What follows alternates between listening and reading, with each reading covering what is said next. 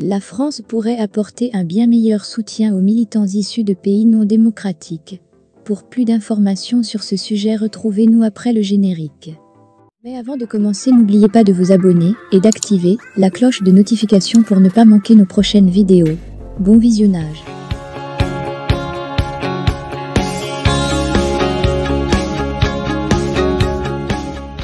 Où se situe la France dans l'aide apportée aux militants des droits de l'homme? Si l'esprit est ardemment en faveur de l'accueil des défenseurs de la liberté et des idées démocratiques, l'expérience des derniers mois met en évidence un environnement difficile et peu favorable.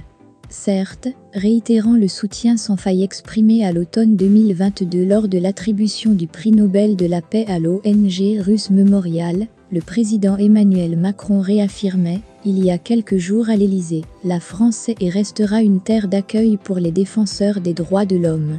Certes, à la suite de la montée en puissance des persécutions en Russie et en Biélorussie, les bases d'un tel soutien ont été clairement rappelées par Dinja Mijatović, la commissaire aux droits de l'homme du Conseil de l'Europe, à la fin de l'été 2022. Un environnement sûr et adapté à la poursuite de leur travail, incluant une aide efficace pour enregistrer et faire fonctionner leurs entités juridiques, l'accès à des financements et bien sûr, pour les militants et leurs familles, à une résidence stable et à des droits sociaux. Dispositif inadapté. En revanche, la France fournit-elle un soutien au niveau attendu? J'en doute.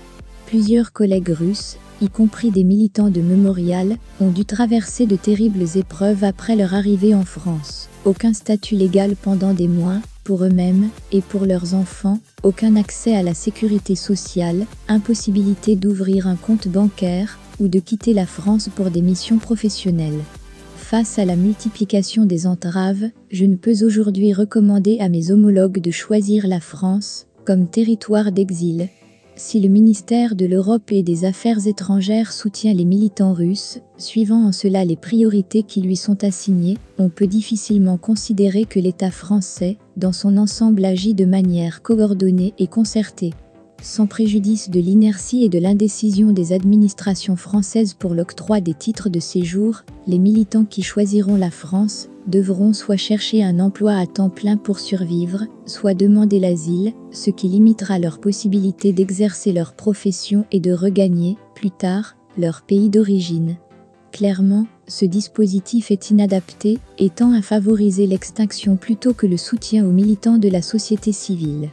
Aider les militants de la société civile n'est pas seulement une question de compassion et de solidarité. C'est aussi une démarche pragmatique. La guerre d'agression menée par la Russie contre l'Ukraine fait peser des menaces sur la sécurité de l'Europe et d'autres pays. Or, le lien entre défense des droits de l'homme et sécurité mondiale est bien compris depuis des années, comme le soulignait très justement Andreï Sakharov en 1975 dans son discours de réception du prix Nobel de la paix. La guerre qui fait rage aujourd'hui prouve qu'il faut prendre cela au sérieux. Il est dans l'intérêt de tous d'aider la Russie à devenir un pays où les droits de l'homme et les libertés civiques sont reconnus comme des principes fondamentaux qui ne peuvent être troqués contre aucun avantage économique ni politique.